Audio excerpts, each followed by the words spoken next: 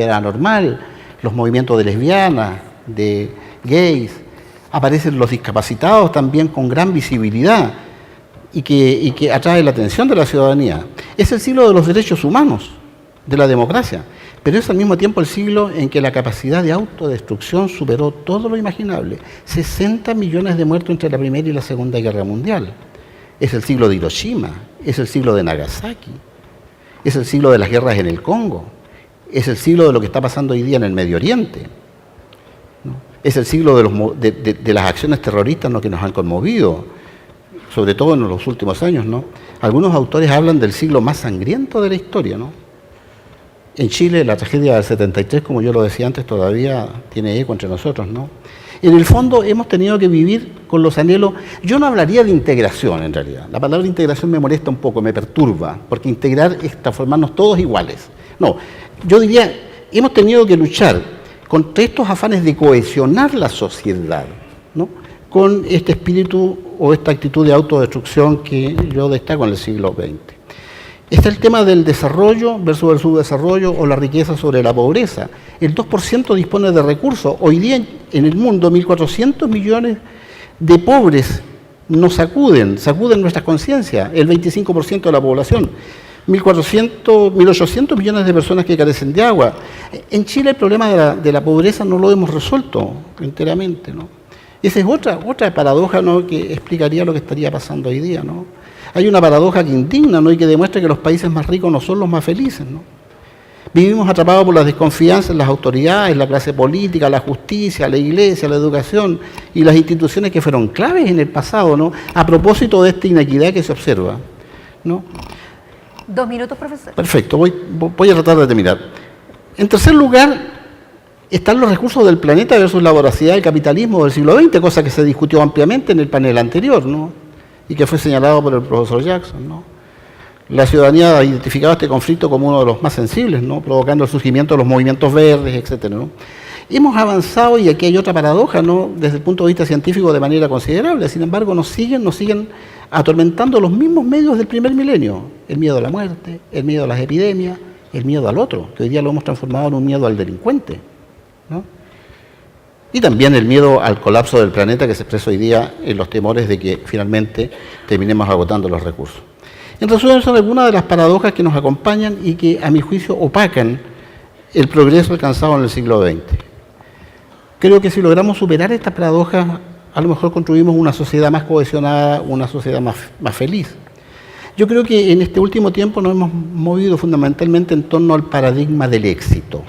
Y esto lo recojo de Bernardo Toro, un filósofo colombiano, ¿no?, que en realidad este paradigma del éxito se transforma en una obsesión por alcanzar indicadores para estar entre los países más desarrollados, en las OECD, ¿no?, en las universidades para alcanzar, etcétera, etcétera, etcétera, ¿no?, lograr una mejor ubicación en todos los rankings que se han inventado, ¿no? Y nos hemos olvidado del paradigma del cuidado de nuestros vínculos, del cuidado con el medio ambiente, del cuidado con el planeta, en el fondo del cuidado con la humanidad. ¿Y para qué decir del paradigma de la felicidad? Porque ese ya definitivamente quedó postergado, que fue el paradigma que impulsó a Chile en el siglo XIX con los positivistas y los liberales, ¿no?, que acuñaron ese término, ¿no?, lograr la felicidad. Yo creo que en esto, y con esto termino, le cabe una enorme responsabilidad a la clase política. Aquí hay que poner a Allan en el patíbulo, si no, no tiene sentido que nos reunamos a conversar y a discutir, ¿no es cierto? Yo creo que la clase política tiene una enorme responsabilidad. La clase política debe atender las demandas de la ciudadanía, de la sociedad civil.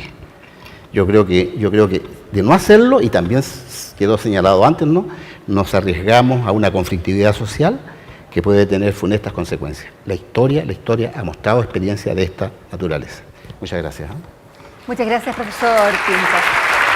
Pareciera, a partir de lo que ustedes tres señalaban, que no somos una sociedad precisamente integrada ni económica, ni social, ni políticamente, ni siquiera educacionalmente, por lo que planteaba el profesor Cristian Gasmuri.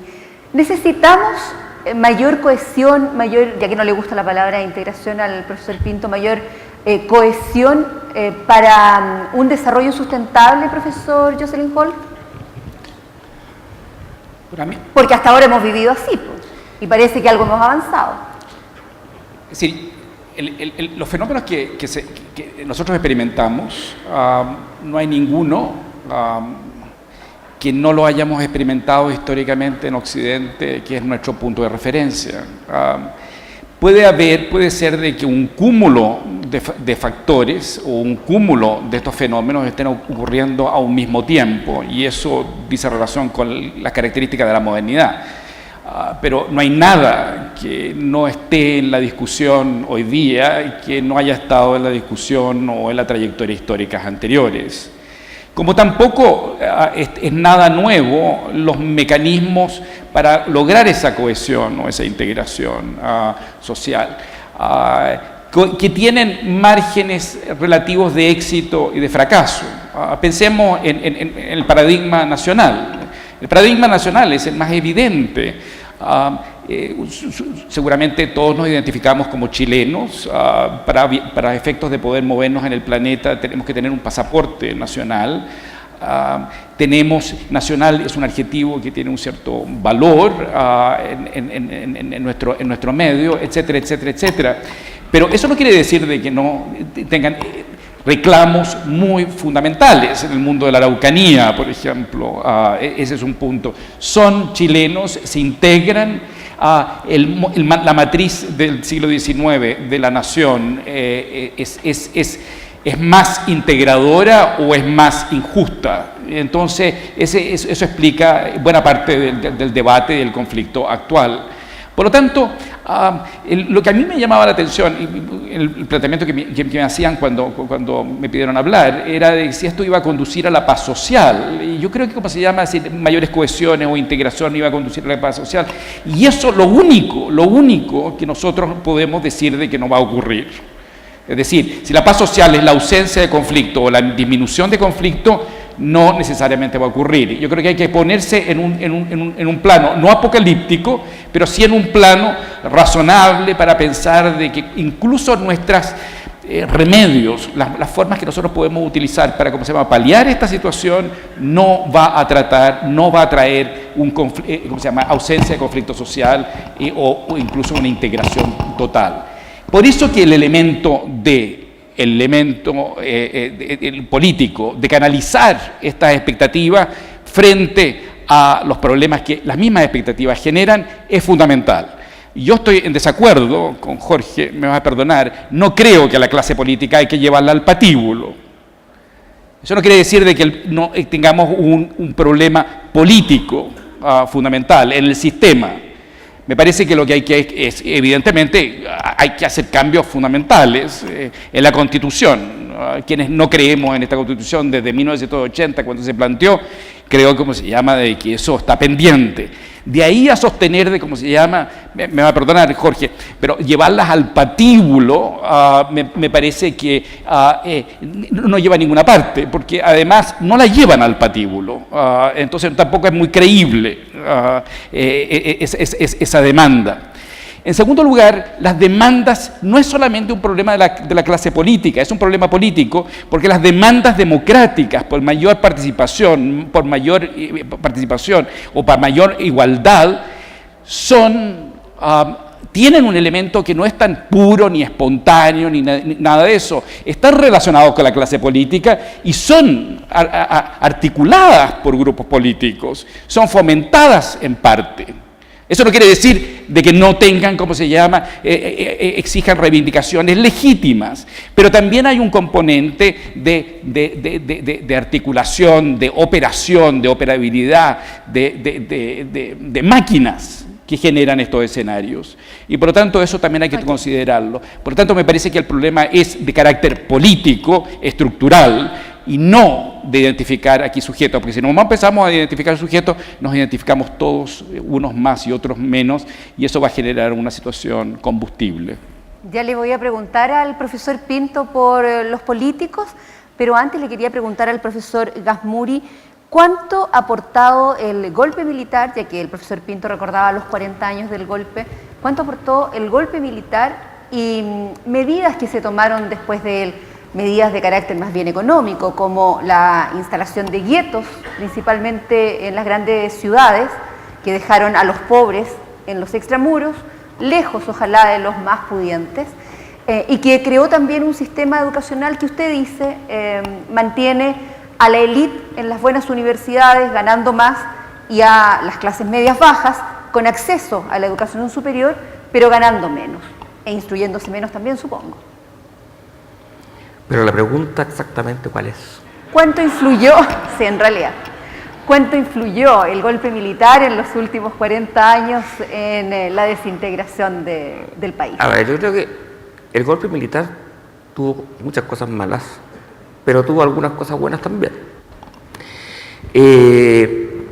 Cosas malas, bueno, no partamos por los derechos humanos, que yo creo que todo el mundo... No, por supuesto. Bueno, no se trata de una evaluación de lo que fue el golpe militar y el régimen militar o la dictadura, como quieran llamarla, sino más bien de cuánto influyó efectivamente en hacer de los chilenos grupos que no se cruzan en ninguna parte, con medidas como las que mencionaba usted. Sí, yo creo que influyó. Hay una brecha que no se ha cerrado todavía, y en estos 40 años que se van a cumplir, ¿no es cierto?, del golpe, se está viendo. Yo veo que me llegan casi todos los días por el mail, ¿no es cierto?, invitaciones a reflexionar sobre la historia de estos 40 años. Y vemos, ¿no es cierto?, por ejemplo, hoy día, que don Juan Emilio Cheire, a quien conozco, no soy amigo, pero a quien conozco y creo que es una buena persona, se le pide, ¿no es cierto?, que renuncie. Bueno, él se adelantó, creo, pero eso se veía venir. Porque entregó un niñito chico de 2 años en un convento de monjas. Ahora es cierto que tras eso está la suposición de que Cheire sabía que habían matado a los padres. Pero, y por eso, digamos, el hombre no podía seguir en el cargo que estaba, un cargo importante, en un gobierno democrático como es el que tenemos ahora. Bueno, eso significa que hay heridas abiertas. Y hay heridas abiertas que todavía van a durar mucho tiempo. A ver, pongo de nuevo un ejemplo. Me tocó estar en Francia cuando vino el bicentenario de la Revolución Francesa.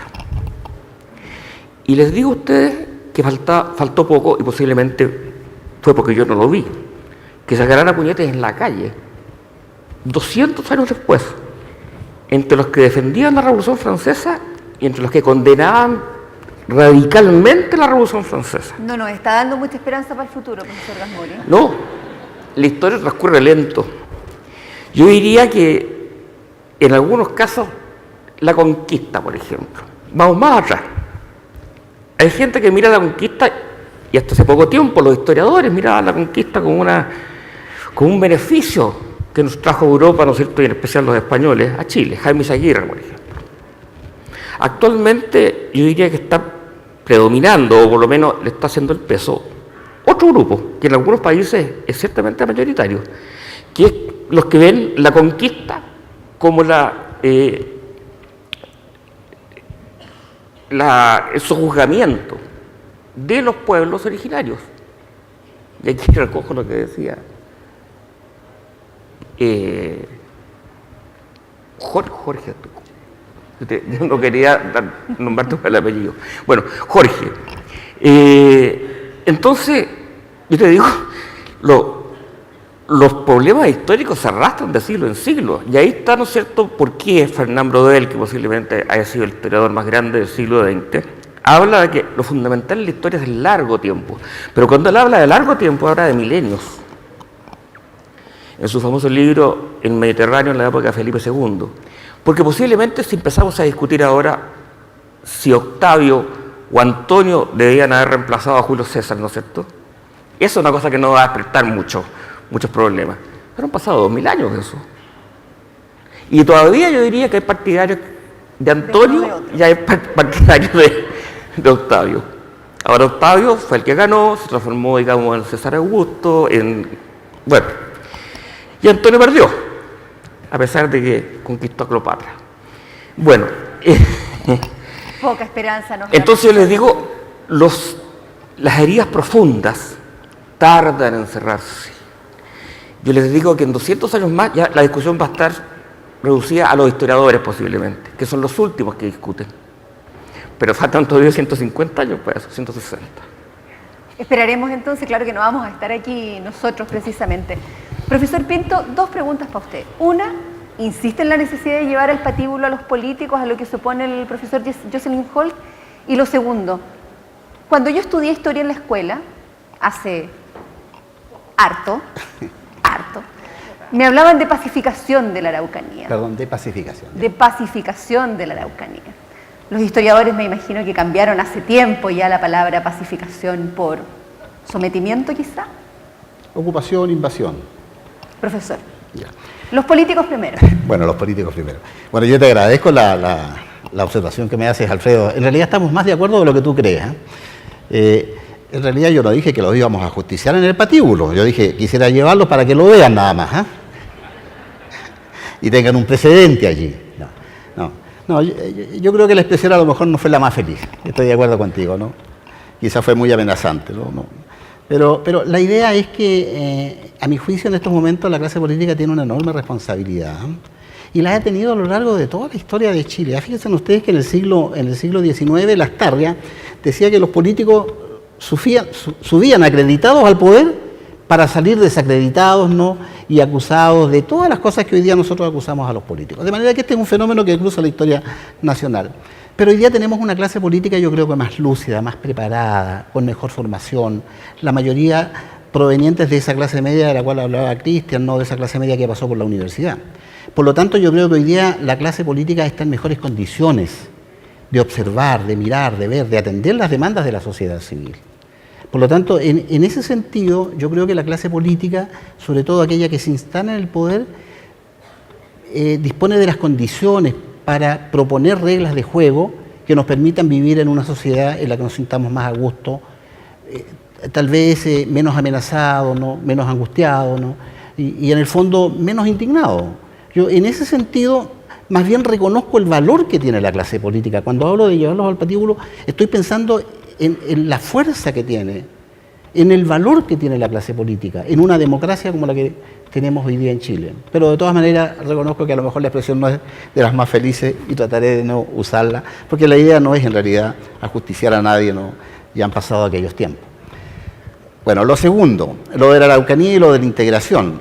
Efectivamente, hoy día todos hablamos de la invasión de un territorio indígena que el Estado ocupó a partir de 1857, ¿no? Con un ejército, como ocupó también las tierras del norte. Pero fueron procesos propios del siglo XIX, ¿no? Fueron los procesos que nos tocó vivir en el siglo XIX. Y nuestros grupos dirigentes lo hicieron pensando en el progreso de Chile. Ahora podemos juzgarlo si lo hicieron bien o mal, podemos tener algún juicio valórico respecto de eso. Pero respecto a la Araucanía, a mi juicio lo que se produjo fue una invasión de parte del Estado, ¿no? Desconociendo una serie de tratados que se habían hecho. A lo mejor se podría haber logrado lo mismo, pero sin la violencia a la que recurrió el Estado en la región de la Araucanía. Yo creo que lo que cuestionamos no es que el Estado haya llegado allá, sino que la forma como llega el Estado y los mecanismos que utilizó para instalarse allí en la frontera. Y cuando yo digo que no me gusta la palabra integración, porque la política del Estado ha sido integrar en el sentido de hacernos caber a todos en un mismo espacio, olvidándose de la diversidad. Miren, yo no quiero ofender a nadie, por supuesto, y por favor no se sientan ofendidos porque yo soy tan chileno como ustedes. Pero voy a recordar las expresiones de un periodista mapuche a quien yo le tengo mucho respeto, bastante joven, Pedro Cayuqueo, ¿no? Pedro Cayuqueo confidenciaba en alguna oportunidad que a la larga hemos construido un país de monos. Somos monoculturales, monoétnicos, monolingüistas, monoexportadores, pues estamos dependiendo del cobre. ¿Por qué no le abrimos espacio a la diversidad? Y hablamos de una sociedad cohesionada, pero cohesionada respetando y admitiendo la diversidad, las diversidades regionales, las diversidades étnicas, las diversidades culturales. Nosotros necesitamos de una clase política, Alfredo, que se haga cargo del Chile real, el Chile que se vive en Tocopilla, que se levantó hace 2 semanas protestando, el de Aysén, el de Iquique, el de Punta Arenas, el de los mapuches de la Araucanía. Y yo diría que esa es la responsabilidad que yo le atribuyo a la clase política. Y en realidad yo creo que la clase política en Chile, si hace bien su función, va a lograr construir un país mejor, un país más digno, un país en el cual nos sintamos finalmente más felices. Nos quedan pocos minutos, yo creo que van a tener 2 minutos cada uno para...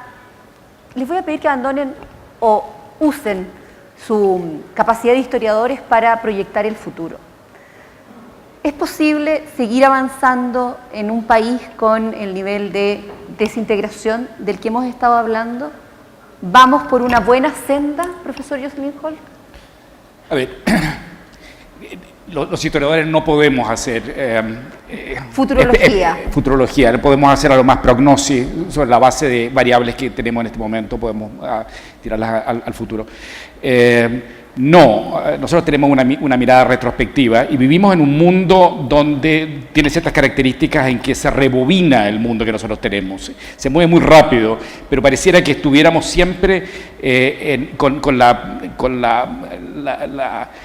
oferta televisiva después de medianoche. Es decir, estamos viendo fenómenos, películas que ya vimos antes, pero no supimos cómo terminó la película. Y no estamos totalmente seguros si la vimos o no la vimos, pero esa ambigüedad, y por lo tanto ahí tiene ciertas características. Y eso, en ese sentido, el ejercicio melancólico que nosotros ofrecemos los historiadores cumple una función muy importante, porque nos recuerda cuál fue el guión de la película en particular, sin perjuicio de que, no es que la historia se repita, sino que simplemente no termina nunca por desaparecer los fenómenos que se ingresaron en un determinado momento, y hay mucho de eso, hay un problema de digestión que estamos viviendo en este momento.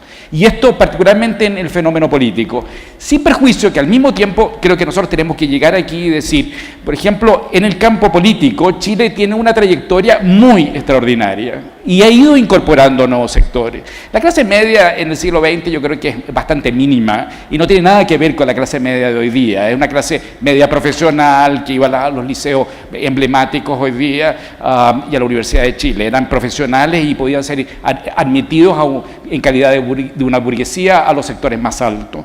Por lo tanto, hacia fines de los años 40 la clase media en Chile no llegaba al 15 o al 20%. Y por lo tanto, esa clase media no tenía el voto. Y por eso que la clase media, la democracia cristiana y demás, ¿no es cierto?, hicieron la reforma agraria fundamentalmente para obtener los votos. Es decir, la clase media tampoco está libre de pecado. Ha conducido a buena parte de las inestabilidades mayores en la segunda mitad del siglo XX. Por lo tanto, los historiadores tenemos que reconocer, sin embargo, ¿no es cierto?, estos problemas, pero al mismo tiempo enfatizar de que hemos resuelto estos problemas en otros momentos muy importantes. Hay ciertos elementos que son importantes. Tenemos una izquierda bastante más decente que la izquierda en la calle hoy día. Eso no es menor. Hemos tenido una izquierda muy responsable. Hemos tenido, a diferencia de otros países latinoamericanos, derechas que creen en los partidos políticos, creen en la institucionalidad, independientemente de que en el periodo de la dictadura eso no ocurrió, y además ofrecen alternativas, 2 partidos de derecha. Eso es bastante increíble, comparen eso con Perú o con Argentina. Eso no es menor. Gracias, profesor. Entonces, a mí me parece que hay que tener en cuenta esos elementos también. Profesor Gazmuri, ¿es posible hacer algo de futurología con todo el conocimiento que ya tenemos de los últimos 300 años de Chile? Sí, te diría que sí. Algo de futurología. Algo. El trabajo, la pega de los historiadores es estudiar el pasado, no hacer futurología, pero algo se puede hacer. Ahora, pero quisiera referirme yo a otro tema que habló Jorge. Este problema del mono. 2 minutos. Del mono, etcétera, etcétera. Bueno, eso tiene que ver con el mestizaje. ¿Con el mestizaje? Con el mestizaje. Resulta que Chile, yo diría que es el país más mestizo, genuinamente mestizo de Sudamérica, porque no tenemos aquí grupos étnicos separados, que hablen distintos, que tengan un aspecto físico distinto, que tengan costumbres distintas. Si uno compara a una persona de Arica con una persona de Punta Arenas, posiblemente usan algunas palabras diferentes. Pueden tener un cierto aspecto distinto en algunos casos, pero normalmente somos mestizos parecidos, con un mestizaje muy antiguo, que comenzó en el siglo XVI, porque a Chile, y continuó en los siglos siguientes de la colonia, porque a Chile llegaban fundamentalmente soldados, y llegaban solos. Y aquí se mezclaban con las indias. Y por lo tanto, de ahí nace el mestizaje del cual yo diría que podríamos enorgullecernos, porque es un capital que tiene Chile, ¿no es cierto?, para poder, respondiendo a tu pregunta, avanzar hacia el futuro. Incluso yo creo que en la Araucanía misma, la gran mayoría, o sea, la mayoría, por lo menos, no sé si la gran mayoría, la mayoría de los que se dicen mapuches son mestizos. Siendo tan monos, ¿podemos avanzar hacia el futuro, profesor Pinto? Bueno, a estas alturas de mi vida no me queda más que ser optimista. Ya sería muy triste a estas alturas ser pesimista. No, yo soy muy optimista en realidad. Miren, a lo largo de nuestra historia muchas cosas las hicimos mal, eso es evidente, pero también hemos alcanzado enormes logros. Este país tiene una historia de la cual puede sentirse orgulloso. Nuestra historia está plasmada de lo que hizo en el siglo XIX, lo que se hizo en el siglo XIX por la educación. Extranjeros y chilenos que contribuyeron a que se desarrollara una educación que ha sido ejemplar en América Latina, ¿no? En el siglo XX iniciamos tempranamente estos procesos de industrialización e instalación de estados de bienestar social, ¿no? Gracias a una generación de profesionales que se forman en la Universidad de Chile en la década del 10, en la década del 20, con un presidente como Pedro Aguirre Cerda, gran conocedor de nuestra historia y de nuestra situación económica. En los años 60, todo el debate que se generó en torno al desarrollo y subdesarrollo estuvo instalado en Chile. Fuimos el país en donde con mayor profundidad se discutieron estos temas. De manera que, por nuestra historia, yo creo que tenemos derecho a soñar con un futuro mejor. Y en segundo lugar, porque hoy día tenemos una juventud empoderada. Tenemos a una ciudadanía empoderada. Y yo creo que tenemos también a una clase política más lúcida, más comprometida con la necesidad de resolver estos problemas. Luego el mestizaje lo vamos a dejar para otra oportunidad porque yo creo que en parte hemos perdido eso porque nos creímos el cuento de que somos todos blancos, de que aquí no hay diversidad. Lamentablemente estamos perdiendo el mapudungún en la Araucanía y el aymara en el altiplano. Somos mestizos, claro, somos mestizos. Estoy de acuerdo contigo en que el mestizaje, claro. Yo diría que el mestizaje fue muy intenso en Chile, pero ese mestizaje no alcanzó a aplastar la diversidad. Pero por sobre todo tengo mucha confianza y yo creo que vamos a construir un país mejor. Muchas gracias, profesor Alfredo Jocelyn Holt, profesor Cristian Gasmuri, profesor Jorge Pinto. Han sido muy amables por venir a conversar. Bien, ahí sí. Una monada este panel, muy interesante. Gracias, Alfredo, Cristian. Una monada, claro. Y don Jorge. Bueno, quiero contarles, y darle las gracias también a la Verónica antes, amiga, colega y amiga. Muchas gracias, Verónica. Te escuchamos en Cooperativa. Volveré. Sergio Campos, buenos días. Todas las mañanas. No es bullying, es cariño. Bien. Quiero contarles que a los organizadores les interesa mucho saber la opinión que ustedes tienen respecto de este encuentro, así que por eso les pedimos que, independiente del tiempo que participen, respondan la encuesta de satisfacción que debe estar al interior de sus carpetas. Además, otra novedad, les quiero contar que este es un evento carbono neutral. Gracias a Deuman calculamos las emisiones de gases de efecto invernadero producidas por la realización de este encuentro. Luego estas emisiones van a ser compensadas por Colbún a través de los bonos de carbono voluntarios que son generados por su central hidroeléctrica ahí pasado Quilleco, que está ubicada en la región del Biobío y que se encuentra registrada en Naciones Unidas, y el Verified Carbon Standard. Para realizar este ejercicio lo más correctamente posible, les rogamos llenar la encuesta también de cálculo de emisiones que tiene cada uno en su carpeta. Los 3 eventos realizados por Acción RSE durante el 2012, el encuentro anual de socios en abril, el encuentro Ver